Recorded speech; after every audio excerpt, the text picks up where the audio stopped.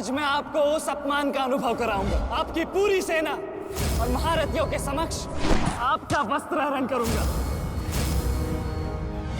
परंतु आज अपनी माता के अपमान का दंड मैं आपको अवश्य दूंगा।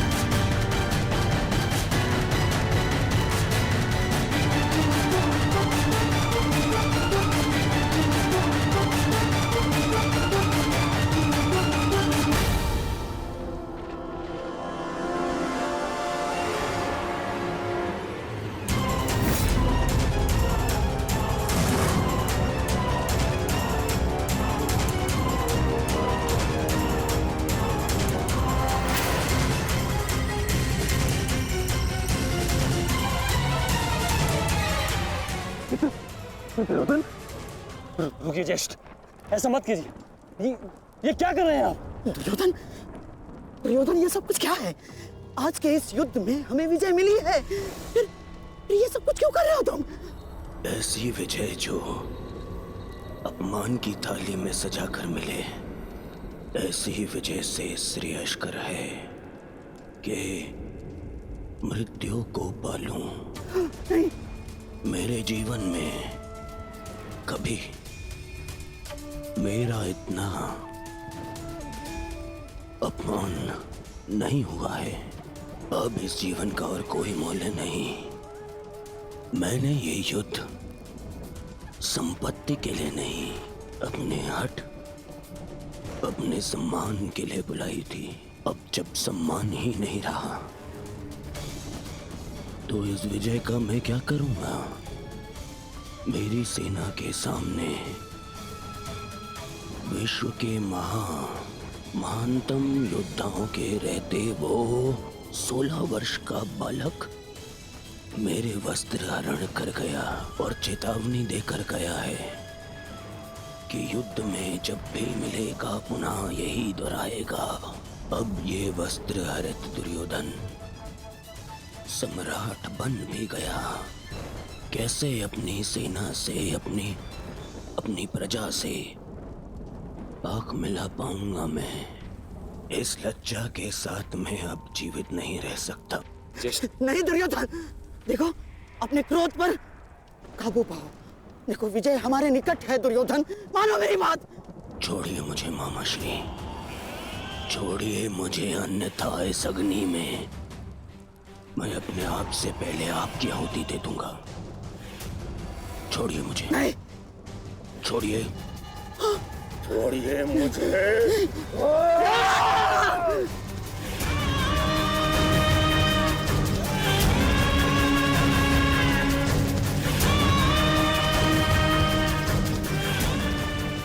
नहीं, नहीं दुर्योधन, देख क्या रहे हो मूर्खों? कोई रोको इस अनर्थ को।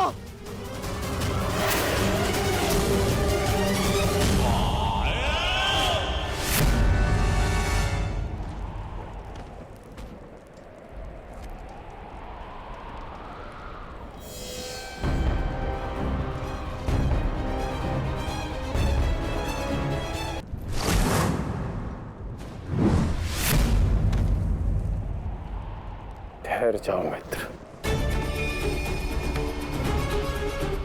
नहीं,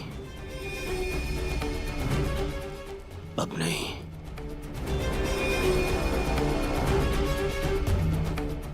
क्रोध में विवेक मत खो बैठा। जो अपना सम्मान खो चुका हो उसके पास खोने को और क्या शेष है? ले लेने देते उस अभिमन्यु को मेरे प्राण, वीर गति तो मिलती। सारी सेना के सामने मेरा वस्त्र हरण कर गया वो बालक जिन पांडवों का सर कटा हुआ देखना चाहता था, उन्हीं का बालक मेरा सर झुका गया। संसार के सारे योद्धा देखते रह गए और वो बालक मुझे अपने बाणों के चक्र में फंसा गया। मैं ये अपमान सहन नहीं कर सकता। क्या करूंगा जीवित रह गए जब संसार के सामने शीश उठाकर चल भी नहीं सकता मैं। इसीलिए अब मैं अग्नि स्नान करूंगा।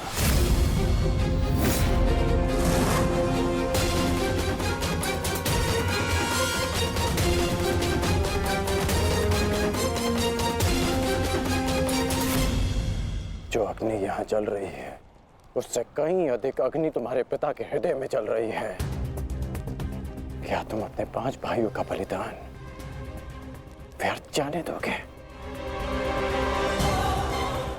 क्या अपने पिता को दिया वचन भुला दोगे तुम?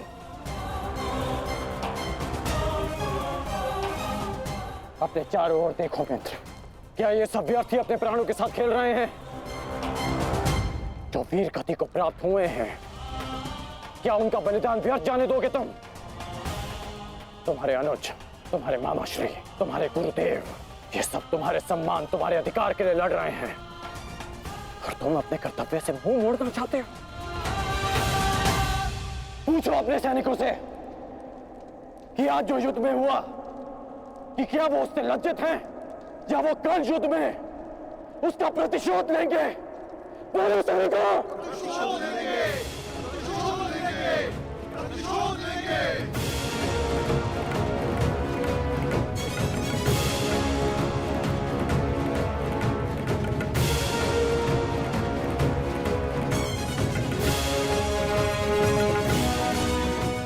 इन सैनिकों का सम्मान मेरे मन में लगी अग्नि को बुझा नहीं सकता मित्र। मैं तुम्हारे लिए सदैव प्रस्तुत हूं मित्र। आदेश दो मुझे, आदेश दो कि क्या चाहिए तुम्हें। तुम्हारी पीड़ा को शांत करने की औषधि क्या है मित्र? बताओ मुझे। मुझे अपने इस अपमान का प्रतिशोध चाहिए। जिसने मेरा मान हरण किया, उसके प्राण हरण करने हैं मुझे। मुझे अभिमन्यु चाहिए।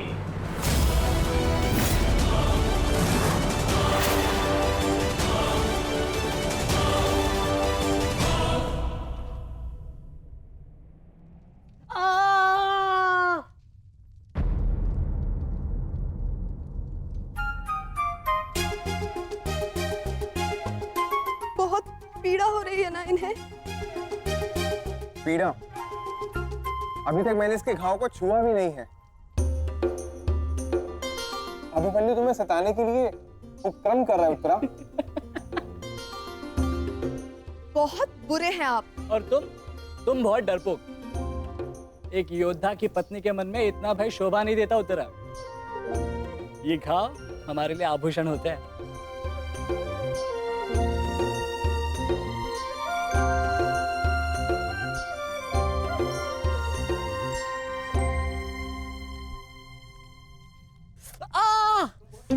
क्यों सताते हो तुम उससे? अब क्या करूं माता, वो तो आजकल हर बात पर क्रोधित हो जाती है। और अब आप भी मुझे डांट रही हो। तुम्हें अधिक चोट तो नहीं आई ना पुत्र? नहीं पिताश्री, बल्कि बहुत कुछ सीखने को मिला। सच में अंगराज कर्ण एक महान योद्धा है। उन्हें आपके अतिरिक्त और कोई टक्कर नहीं दे सकता। हाँ पुत्र, परंतु हम दोनों के लक्ष्य और सोच भिन्न हैं।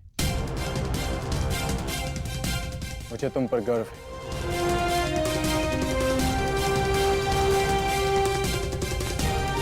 गर्व तो होना ही चाहिए, आज अभिमन्यु ने दुर्योधन को उचित उत्तर दिया।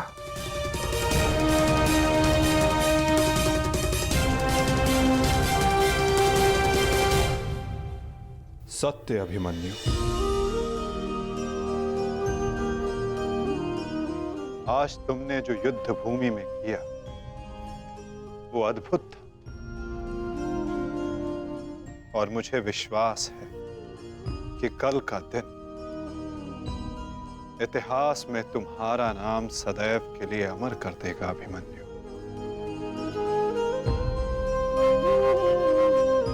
इतिहास से पूर्व मेरे पुत्र ने अपनी छवि मेरे मन में अमर कर दी है। 14 वर्षों के पश्चात आज पहली बार मन को एक शीतलता पहुंची कि मेरे पुत्र ने मेरे साथ हुए अपमान और अत्याचार का भान उस दुर्योधन को करवाया। मेरी आत्मा को जैसे एक वस्त्र का संबल मिल गया। इसके लिए मैं सदैव के लिए अभिमन्यु की ऋणी रहूं। जीवन तो पल पल में है सखी, जिस पल को जी लो वही जीवन होता है। आज तुम प्रसन्न हो, जी लो सखी, आज का दिन जी लो। कल का दिन तो अभिमन्यु के जीवन का अंतिम दिन होना चाहिए, और स्मरण रहे, सरल मृत्यु नहीं देनी है उसे। मृत्यु आने की पीड़ा का आभास कराना है, और जब तक वो भूमि पर रेंगता हुआ दया की भीख ना मांगे, मृत्यु नहीं आनी चाहिए उसे। वो मृत्यु मांगेगा और मैं हर पल उसे मृत्यु और जीवन के बीच में झुलाऊंगा मैं उसे। असंभव युवराज, जब तक युद्ध भूमि में पांडव उपस्थित हैं तब तक अभिमन्यु तक पहुंचना असंभव होगा। वैसे भी उन्हें ज्ञात होगा कि आज आपके साथ जो हुआ उसका प्रतिशोध आप अवश्य लेंगे। इसी कारण अभिमन्यु तक पहुंचना इतना सरल नहीं होगा।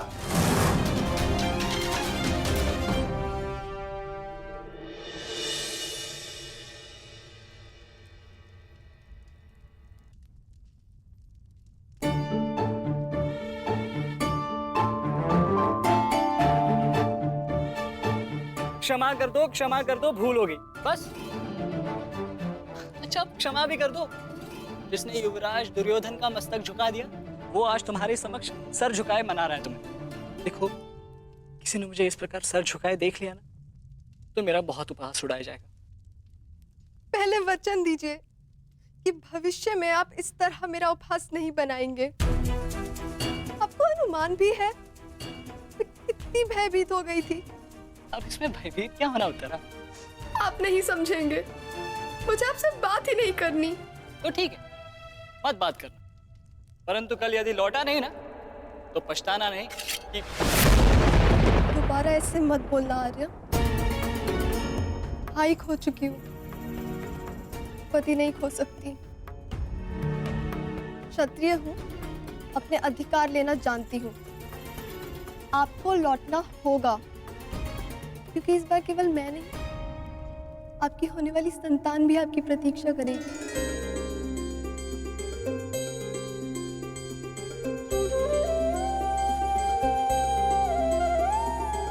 सत्य उत्तरा?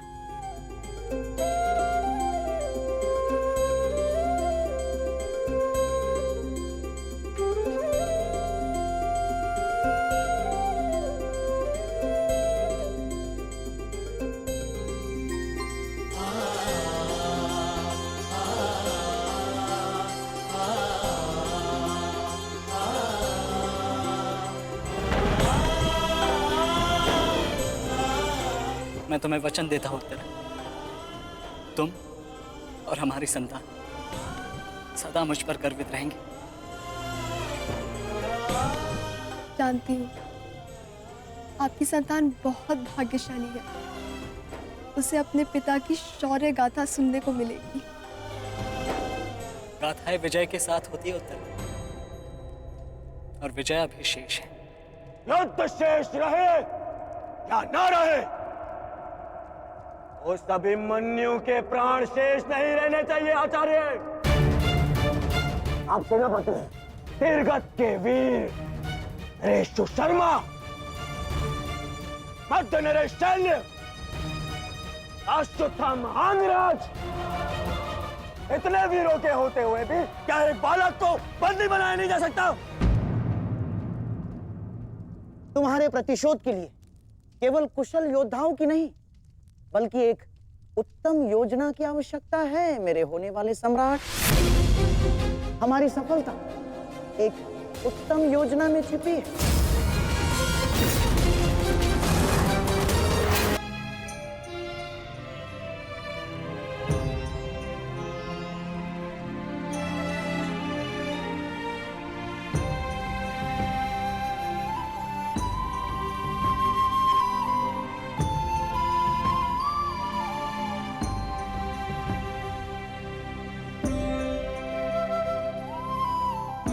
ऐसा क्या है जो आप चाहकर भी मुझसे नहीं कह पा रहे हैं सखा? ये रात का अंधकार भी आपके मुख पर आए हुए भाव मुझसे नहीं छुपा सकता। रात्रि के बाद दिन आता है सखी, उसी प्रकार जीवन के पश्चात मृत्यु आती है। सुख के बाद दुख आता है, और यही सृष्टि का नियम है। हमें अपने जीवन में सबके लिए तत्पर रहना चाहिए सखी।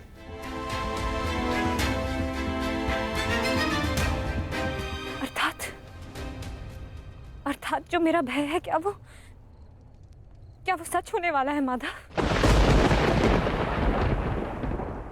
क्या कल पांडवों के साथ कुछ अनिष्ट होने वाला है?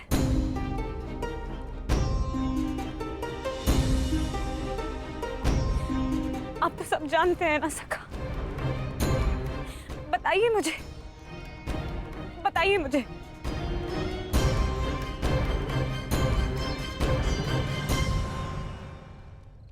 कभी कभी भविष्य का ज्ञान होना भी दुख का कारण बन सकता है सखी। यदि समय के अनुसार मनुष्य को सत्य का ज्ञान हो तो वो स्वयं को संभाल सकता है। और आज तुम्हारी प्रसन्नता का दिन है सखी। आज तुम्हारे पुत्र ने तुम्हारे अपमान का प्रतिकार किया है। जाओ सखी, जाकर सो जाओ, क्योंकि जीवन की हर रात्रि सदैव सोने के लिए नहीं होती।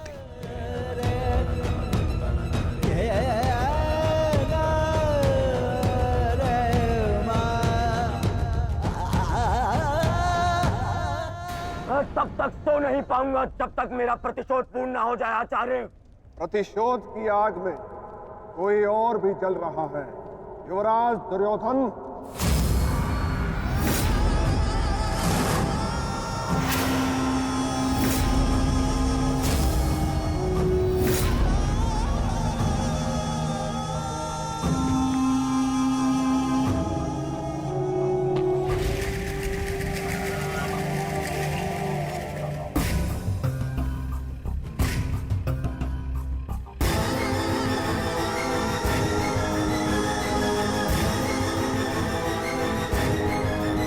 माता श्री सिंधु नरेश जयद्रथ। भूल को क्षमा किया जा सकता है, अपराध को नहीं। इस अपमान के पश्चात में जीत बचा तो ऐसा भयंकर प्रतिशोध होगा कि तुम पांचों की आत्मा कांप उठेगी। प्रतिशोध लूंगा। कल तुम्हारे साथ साथ मेरा प्रतिशोध भी पूर्ण होगा। और मैं सम्मान सहित तुम्हारी बहन दुशला को अपना मुख दिखा सकूंगा।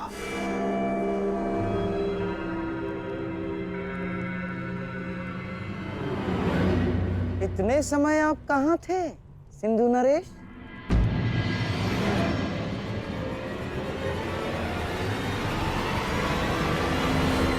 अपने अपमान के प्रतिशोध का प्रबंध कर रहा था।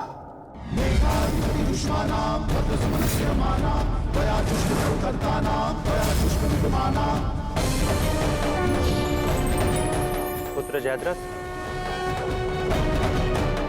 मैं तुम्हारी तपस्या से प्रसन्न हूं। मांगो, क्या वर मांगते हो? महादेव, मुझे अपने प्रतिशोध का अवसर चाहिए।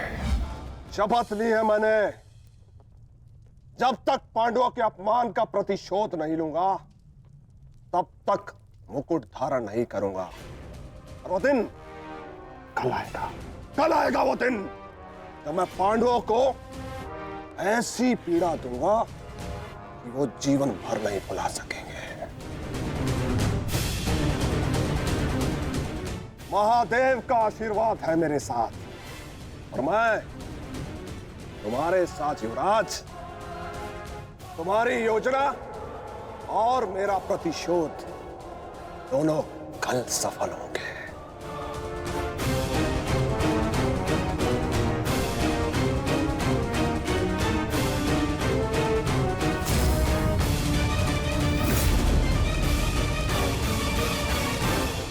हर हर महादेव, हर हर महादेव।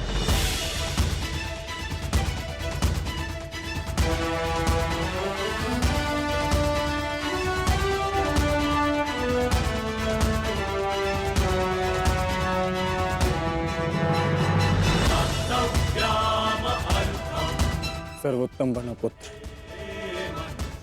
संसार के सभी योद्धाओं में तुम्हें सबसे अधिक कीर्ति प्राप्त हो।